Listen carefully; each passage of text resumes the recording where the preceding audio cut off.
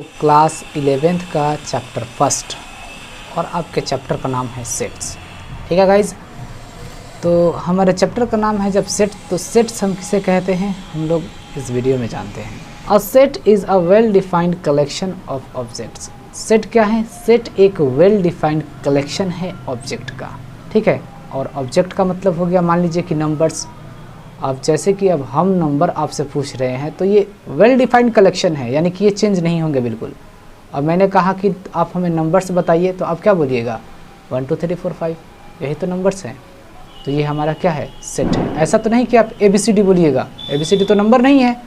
ठीक है, वैसे ही लेटर्स हो जाएंगे। ठीक है, ABCDEFGHI। ठीक है, ऐसा तो नहीं कि मैं कुछ और बताऊं और अगर आप दूसरे से पूछ रहे हैं तो वो जनवरी, फरवरी, मार्च, अप्रैल बता दे, ऐसा तो बिल्कुल नहीं है। ठीक है, तो जो चेंज नहीं होते हैं उसी को हम वेल डिफाइंड कलेक्शन बोलते हैं। जो चेंज नहीं होते हैं, यानी कि जो मैं बोलूं वही कोई और बोले, उसी को हम सेट कहते हैं। ठीक है, समझ में आ गया आपको? या हम उसी को वेल डिफाइंड कलेक्शन कहते हैं। ठीक है, सेट का मतलब ही होता है वेल डिफाइंड कलेक्शन। ठीक है, तो जो हम बोले अगर वही कोई और लोग बोलता है तो हम समझेंगे कि ये वेल डिफाइंड कलेक्शन है, और जब ये वेल डिफाइंड कलेक्शन है तो ये सेट्स भी कहलाएंगे। समझ में आ गया गाइज? ऐसे ही अल्फ़ाबेट्स हो गए, ठीक है, रिवर्ड्स हो गए, एक्सेट्रा। क्लियर हो गया? अब इसको और अब हम लोग एग्जाम्पल के साथ समझ लेते हैं कि कौन सेट है और कौन सेट नहीं है। समझ लेते हैं गाइज। ठीक है, देख लीजिए, the collection of best actor in world. Best actor जो है गाइस वर्ल्ड का कौन सा होगा? ठीक है, अब देख लीजिए, अब अगर हमसे कोई पूछता है कि बेस्ट एक्टर कौन है तो हम बोलेंगे भाई जो मुझे अच्छा लगता है वही हम बोलेंगे शाहिद खान है, शाहरुख खान है, अमिताभ बच्चन है। ठीक है, लेकिन अगर आपसे पूछा जाए या किसी और से पूछा जाए तो उसके फेवरेट एक्टर तो कोई और होंगे ना। फिर मिथुन बोलेगा, कोई सुनील दत्त बोलेगा। ठीक है गाइस, तो सबके बेस्ट एक्टर जो हैं अलग अलग होते हैं, इसीलिए यह वेल डिफाइंड कलेक्शन नहीं है, और जब यह वेल डिफाइंड कलेक्शन नहीं है तो यह सेट भी नहीं है। क्लियर? नेक्स्ट समझते हैं guys, the collection of difficult topics in mathematics.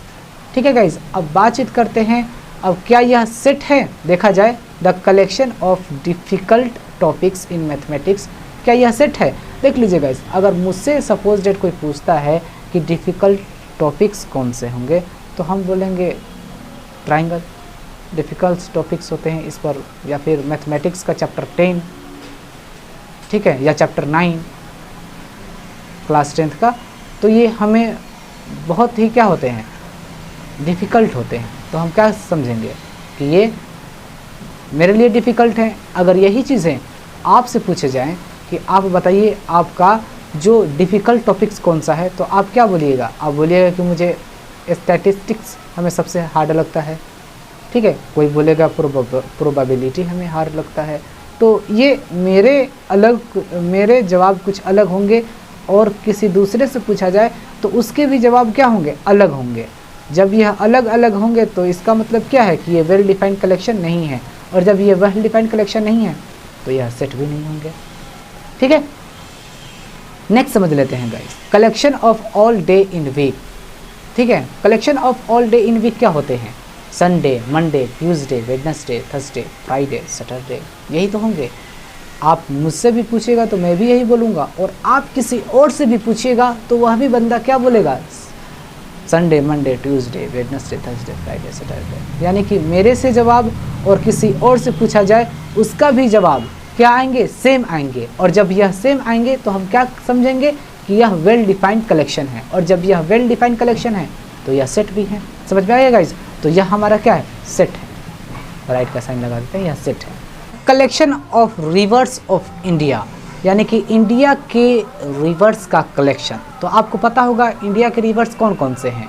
Ganga है, यमुना है, कावेरी है, कृष्णा है। तो इसके हम कलेक्शन तो कर ही सकते हैं, तो यह क्या होंगे? यह सेट होंगे। ठीक है गाइस, तो ये सही का निशान लगाएंगे। देख लीजिए, यह भी सेट है, यह भी सेट है। कौन सेट है, कौन सेट होंगे, कौन सेट नहीं होंगे, हम इस एग्जाम्पल में ही आपको बता देते हैं। नेक्स्ट समझते हैं guys, the vowels in English alphabet. देख लीजिए इंग्लिश अल्फ़ाबेट का जो वोवेल्स होता है वह क्या होते हैं, AEIOU। आप मुझसे भी पूछिएगा तो मैं भी यही बताऊंगा, या फिर आप इंडिया के किसी भी स्टेट में आप चले जाइए या किसी कंट्री में भी आप चले जाइए, अगर पूछा जाए कि इंग्लिश अल्फ़ाबेट का वोवेल्स लेटर कौन सा है तो लोग क्या बोलेंगे, AEIOU बोलेंगे। यानी कि मैं भी वही बोलूँगा और किसी और से भी पूछा जाए, ठीक है, वोवेल्स इंग्लिश अल्फ़ाबेट, तो वह भी लोग क्या बोलेंगे, जो मैं बोलूँगा वह भी वही बोलेंगे। तो इसका मतलब क्या है कि यह वेल डिफाइंड कलेक्शन है, और जब यह वेल डिफाइंड कलेक्शन है तो इसका मतलब क्या है कि यह भी सेट है। ठीक है गाइज, तो यह भी हमारा सेट है, इसलिए इसको हम राइट का साइन लगा देते हैं। नेक्स्ट समझते हैं guys, odd natural number less than 10। Odd natural number, odd natural number क्या होते हैं गाइज, जैसे कि 1 हो गए, 3 हो गए, 5 हो गए, 7 हो गए, 9 हो गए। लेस देन 10 कह रहा है तो 9 तक ही लिखेंगे। ठीक है गाइज, तो यह भी हमारा क्या है, यह भी हमारा सेट है, क्योंकि यह भी हम भी यही लिखेंगे और हम भी यही बताएंगे 1 3 5 7 9। और किसी और से भी पूछा जाए कि odd natural number less than 10 तो वह भी क्या बताएंगे, वह भी यही चीज़ बताएंगे 1 3 5 7 9। तो इसका मतलब क्या है कि ये वेल डिफाइंड कलेक्शन है, और जब ये वेल डिफाइंड कलेक्शन है तो इसका मतलब क्या है कि ये सेट है। ठीक है गाइज, समझ में आ गया।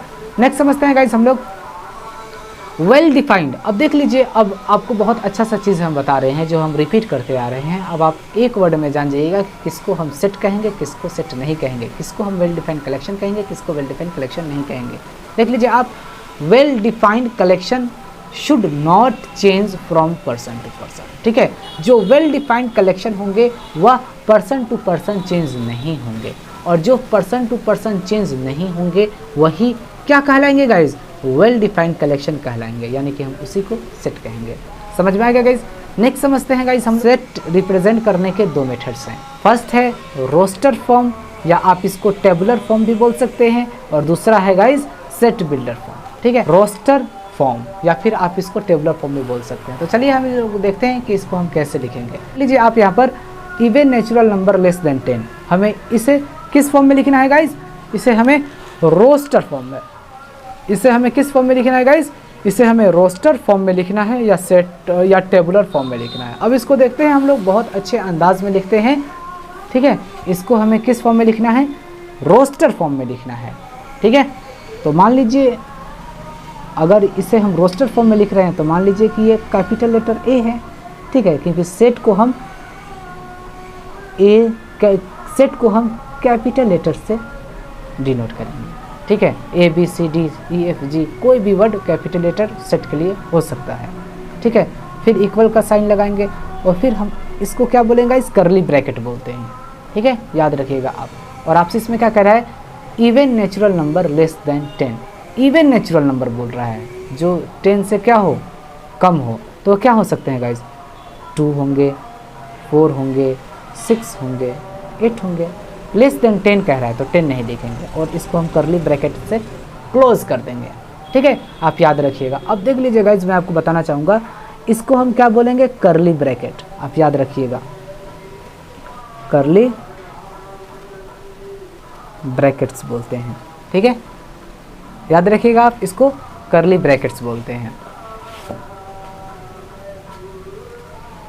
इसको करली ब्रैकेट्स बोलते हैं।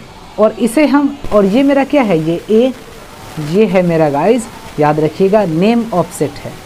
यह मेरा क्या है गाइज, नेम ऑफ सेट है। यह ए ही नहीं बल्कि BCDEF ABCD का कोई भी लेटर ये हो सकता है। ठीक है, नेम ऑफ सेट, समझ में आएगा गाइज।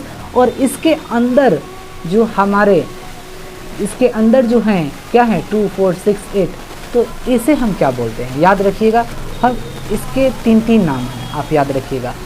इसको आप मेंबर्स भी बोल सकते हैं।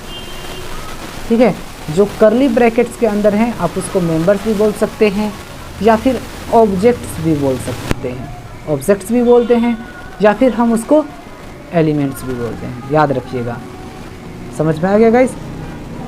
ओके, क्लियर हो गया, बिल्कुल समझ में आ गया। और हमेशा हम सेट को कैपिटल लेटर में लिखते हैं। ठीक है, जब भी लिखेंगे कैपिटल, ऐसा नहीं कि स्मॉल वाला ए लिख दिए सेट को तो ये गलत हो जाएगा, हमेशा कैपिटल लेटर में लिखेंगे। या आप कोई भी लेटर लिखिए ABCD, ठीक है गाइज, इसको हम कैपिटल लेटर भी लिखते हैं। तो ये आपको समझ में आ गया। एक और हम लोग एग्जाम्पल को देख लेते हैं, ठीक है, देख लीजिए यहाँ पर एक और एग्जाम्पल लिख लेते हैं गाइज, और देखते हैं कि इसको हम कैसे रोस्टर फॉर्म में लिखते हैं। मैंने लिख दिया guys, the set of all letters in school,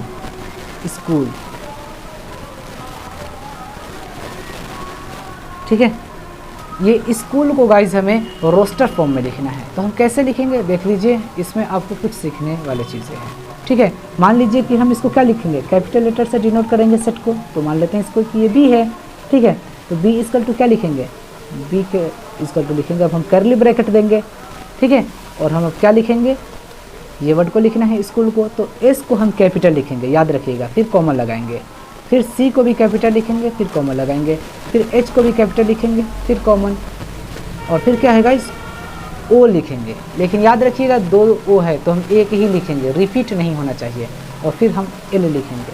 याद रखिएगा सारे को हम कैपिटल लेटर में ही लिखेंगे और कॉमा ज़रूर लगाएंगे, ठीक है गाइस, समझ में आपका आ गया। और फिर हम कर्ली ब्रैकेट से क्लोज कर देंगे, समझ में आएगा गाइस। और इसी टाइप को लिखने को हम क्या कहते हैं, रोस्टर फॉर्म कहते हैं, या इसको हम टेबुलर फॉर्म भी कहते हैं, समझ में आ गया। ओके, नेक्स्ट समझते हैं गाइज एक और एग्जांपल देख लेते हैं, आपके लिए और अच्छा होगा। The set of vowels in English alphabets,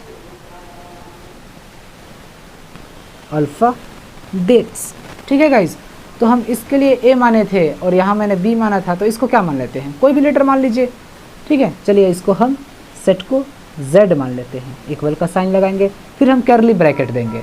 और आपको पता है कि वोवेल्स इंग्लिश अल्फ़ाबेट का क्या होता है, ए होते हैं, ई आई ओ यू, और इसको हम कर्ली ब्रैकेट से क्लोज कर देंगे, समझ में आ गया गाइज। तो इस टाइप के जो हम कर्ली ब्रैकेट के अंदर जो हम लिखते हैं, आपको पता होगा इसको हम एलिमेंट्स कहते हैं, या ऑब्जेक्ट्स भी कह सकते हैं, या मेंबर्स भी कहते हैं। इसको हम कर्ली ब्रैकेट कहते हैं, समझ में आ गया गाइस। और इसको हम क्या बोलते हैं गाइस, नेम ऑफ सेट है, ये नेम ऑफ सेट है, और इसको हमेशा कैपिटल लेटर से लिखते हैं, ठीक है। और इसी टाइप के लिखने को हम क्या कहते हैं गाइस, रोस्टर फॉर्म, या इसी को हम टेबुलर फॉर्म भी कह सकते हैं, समझ में आएगा गाइस, ये आपको समझ में आ गया। अब नेक्स्ट समझते हैं हम लोग सेकंड चीज़ें हैं, वह है सेट बिल्डर फॉर्म। इसको हम लोग बहुत अच्छे तरीके से समझते हैं। अब हम लोग सेट के सेकंड फॉर्म समझते हैं, सेट बिल्डर फॉर्म। अब हम लोग सेट बिल्डर फॉर्म में कैसे लिखते हैं, याद रखिएगा, इसमें हम स्टेटमेंट के फॉर्म में लिखते हैं, ठीक है। तो जो मैंने आपको रोस्टर फॉर्म में एग्जांपल लिखा था, उसी को हम लिख कर आपको दिखा रहे हैं, क्या है, even natural numbers less than 10। अब देख लीजिए गाइस, हम आपको सेट बिल्डर फॉर्म में लिख कर दिखा रहे हैं एग्जाम्पल के लिए। क्या था गाइस, मैंने आपको बताया था even natural number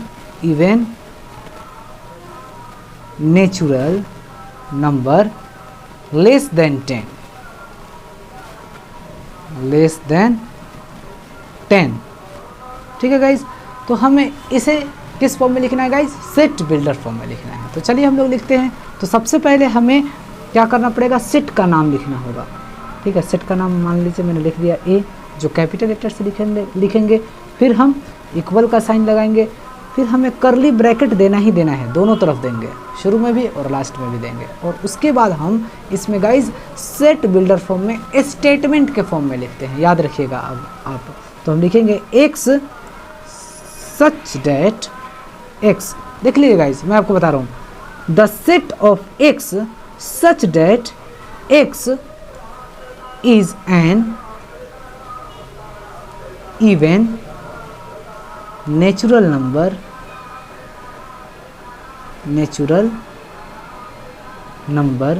less than 10, और इसको हम क्लोज कर देंगे कर्ली ब्रैकेट से, ठीक है गाइस। तो हम इस स्टेटमेंट के फॉर्म में लिखने को ही हम क्या कहेंगे, सेट बिल्डर फॉर्म कहेंगे, ठीक है। मैंने क्या लिखा था रोस्टर फॉर्म में, even natural number less than 10, 2 4 6 8 लिख दिया था, ठीक है, और इसमें हम स्टेटमेंट के फॉर्म में लिखते हैं, याद रखिएगा। एक और हम लोग एग्जांपल देख लेते हैं, आप उस याद रखिएगा। द सेट ऑफ, एक और एग्जांपल आप देख लीजिए। The set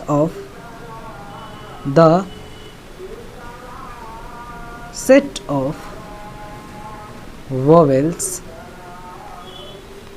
in English alphabet, alphabets, ठीक है गाइस। इसे हमें किस फॉर्म में लिखना है? सेट बिल्डर फॉर्म में लिखना है। तो कैसे लिखेंगे? मान लीजिए पहले, सबसे पहले आप इसको सेट में लिख दीजिए, सेट का नाम बी लिख दीजिए, और फिर आपको कर्ली ब्रैकेट लगाना है इक्वल के बाद, और लिखना है the set of x such that, the set of x such that x is an vowel in English alphabet, in English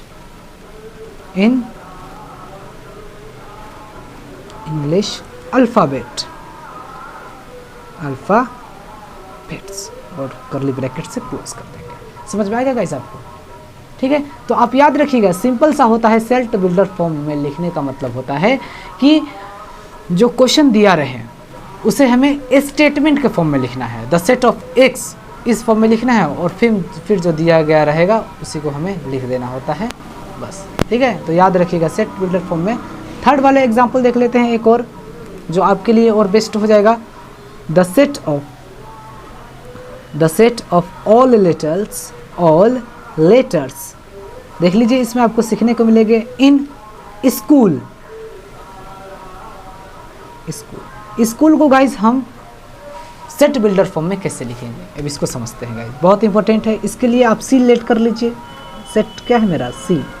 set का नाम है सी, जो कैपिटल लेटर से आपको लिखना होगा, इक्वल का साइन, फिर कर्ली ब्रैकेट, और फिर आपको क्या लिखना होगा?